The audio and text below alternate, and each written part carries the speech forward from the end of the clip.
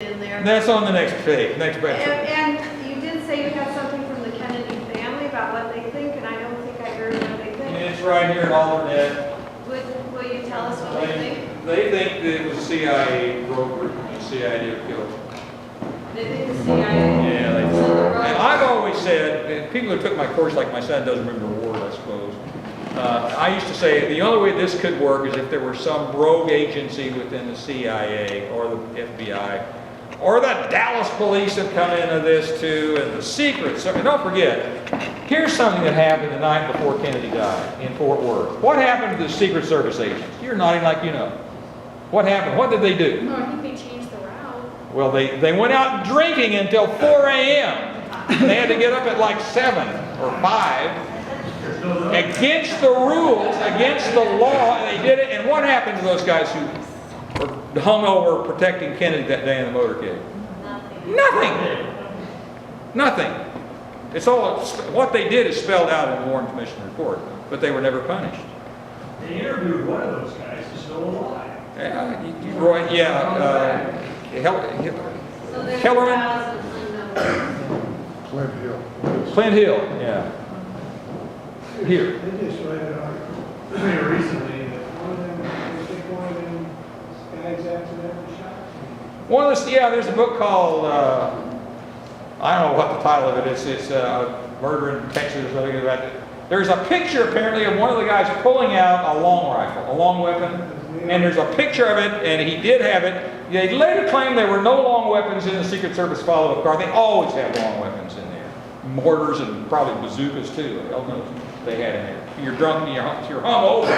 You don't know what you're going to hit. They claim it actually went off and hit Kennedy in the back of the head. Accidentally, yeah. What type of Yeah. There are so many books out there. 40,000 to say start today. Yes, right here.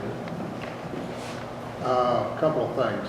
I was a junior in high school in U.S. history when John was shot. I ended up in the Marine Corps 2 years later, went to Vietnam. As a trained Marine, and as a young man growing up on a farm feeding a family, a poor family, by hunting, there's no way a lone assassin would allow his victim to get out of the box that he was in when they first turned toward the Texas School Book Depository. All the kill zones are direct in the front. The head, the throat, the heart, both lungs, the liver, the spine. Once he rounded that corner, and incidentally, Why didn't he shoot before the corner? because he wasn't a lone assassin. Ah, well, there you go. And forget all that.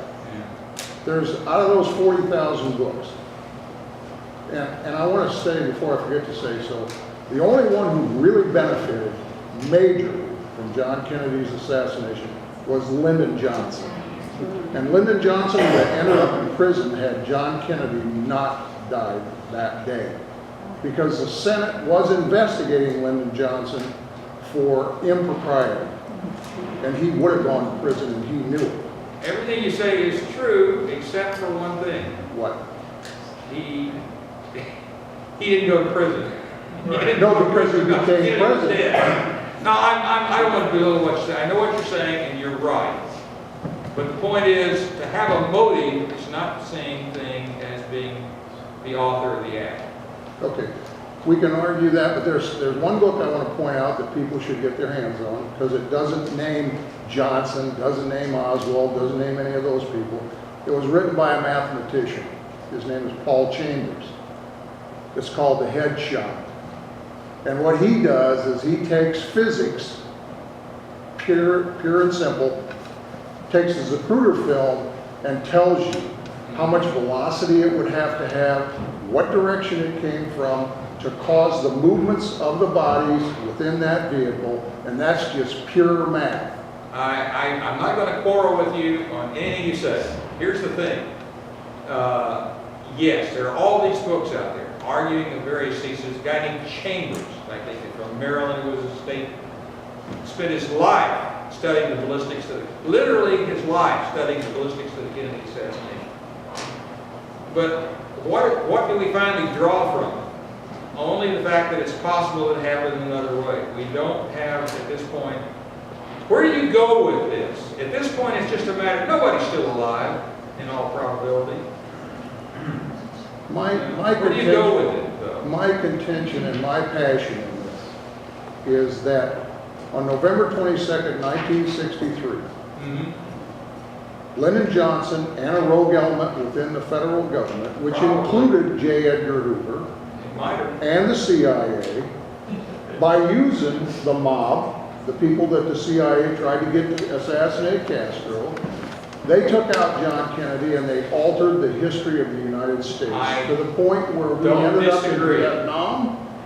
We ended up with people like Richard Nixon in the White House and Gerald Ford, by the way, who was a stoolie by your own admission.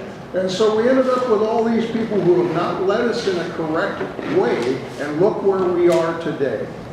Couldn't agree more. But then again, all I can say is, you know, what do you do with it? We need to investigate it. We need to come to the truth, because I believe those documents exist. The point is, that we've done everything we can at this point to release them, whether they have anything in them. If these conspirators are as clever as they should be, they would have scrubbed those files clean. What would be wrong with posthumously removing Lyndon Johnson as a president? Well, in 1967, the United States Senate and House voted to repeal the Gulf of Tonkin Resolution, which was our declaration of war in Vietnam. And almost nobody knows it today. They voted to undo the war in Vietnam in 1967. Oh, first hand went up here. You did not comment on the point of the pristine bullet on John F. Kennedy's gurney. There's a lot I left out in this. And do you worry about having an accident? Me?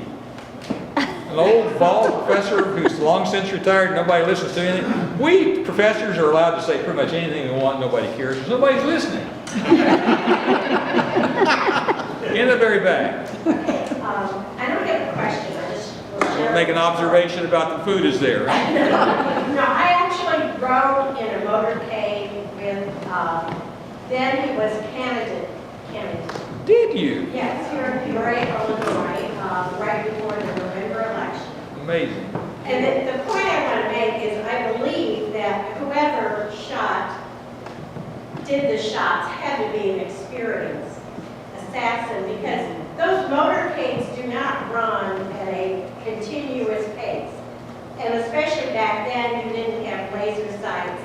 And you had somebody up front on either a motorcycle or another car who's either saying speed up or slow down, depending on what they see. If they see the crowd getting, you know, if they see things they don't want or don't like, then they're speed up. Or if suddenly they want the crowd to get a better look at the presidential candidate, they want to slow things down. And so, yeah, it was a day I had to skip school to do it. And I wasn't even at that party, but I did. Well, that's very interesting.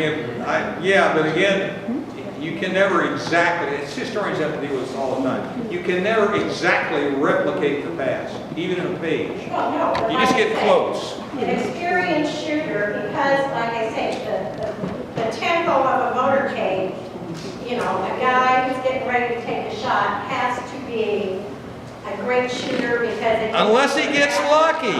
See, that's the ultimate answer. Unless the guy really gets lucky just once, that's all. It's like winning the lottery. Gene.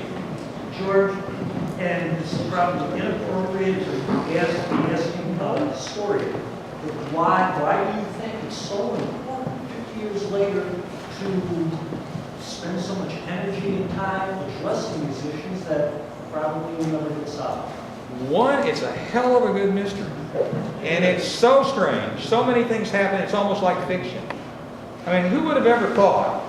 I didn't even get a chance to get that Jack Ruby. I got tons on him. I mean, this is maybe the strangest character in it.